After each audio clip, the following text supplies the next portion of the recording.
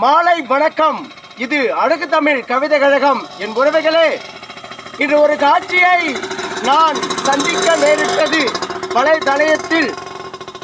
அது என்ன காட்சி என்றால், பெருத்த தீ கூட்டப்பட்ட தீ கொழுந்துவிட்டு எரியும் ஒரு காட்சி. அங்கு ஒரு மனிதர் தன் ஆட்டு கூட்டங்களை அடைத்து அதை சுற்றி ஓடுகிறார். அதுவும் அதுபோல் சுற்றி ஓடுகிறது. அவரும் அதை விட்டு விலகிவிட்டார்.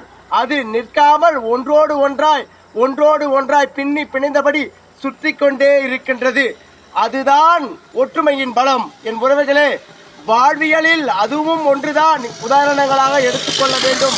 நாம் அனைவரும் சுற்றும் இந்த பூமி எதற்காக சுற்றுகிறது என்று நீங்கள் ஒரு நிமிடம் உங்கள் மனதுக்குள் நினைத்தால் போதும்.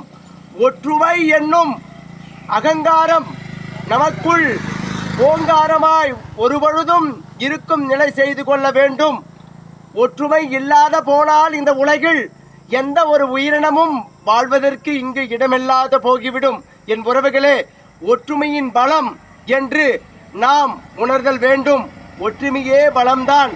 ஒற்றுமை இல்லாமல் இந்த உலகில் எதுவும் நிகழாது, உலகமும் சுற்றாது, உலகத்தில் உள்ள அனைத்து உயிரினங்களும் தன் வாழ்நிலையை மாற்றிக்கொள்ளாது. என் உறவுகளே, எண்ணற்ற சூழ்நிலைகள் நமக்குள் சூழ்ந்து இருந்தாலும் ஒற்றுமை என்னும் ஒன்றை நமக்குள் வைத்துக்கொண்டு நம் மனிதராக பிறந்து விட்டோம். போட்டிகளும் பொறாமைகளும் இருந்தாலும் அதை தூக்கி அப்புறம் வைத்துவிட்டு ஒற்றுமை என்னும் ஒன்றுக்குள் நுழைந்து அழகான வாழ்க்கை, மனித வாழ்க்கையை கையாண்டு சிறந்த ஒரு நெறிகளில் நாம் வளர்ந்து அழகூற இந்த வாழ்வியலை கையாளதான் மண்பரப்பின் மீது பிறந்த யாவரும் கடைபிடிக்க வேண்டும். என் உறவுகளே, உண்மை உரைக்க, உள்ளம் சிரிக்க, அழகான வாழ்க்கை நடந்து பாருங்கள், தெரியும். அது உங்கள் இலக்கை சுலபமாக்கும். நீங்கள் எல்லா படிகளிலும் தடைகளிலும் வெற்றி அடைந்து மிக மிக சாதனையாளராக நீங்கள் தென்படுவீர்கள் இந்த உலக கண்களுக்கு. என் உறவுகளே, வாழ்க்கை என்றும் நமக்கு கற்றுத்தரும் பாடம். அதை நாம் கற்றுக்கொண்டு அந்த வாழ்க்கையை இயற்கை சார்ந்த இணையோடு சேர்த்து அழகூற வாழ்வியலை கையாளும் பக்குவத்தை நாம் அடைதல் வேண்டும். என் உறவுகளே, வாழ்க்கை என்றும் வரமென்று நீங்கள் நினைத்தால் அது உங்களுக்கு வாய்ப்புகளை வாரி வழங்கும். அது வாழ்க்கையேனோ என்று நினைத்தால் அது உங்களை பின்தள்ளும்.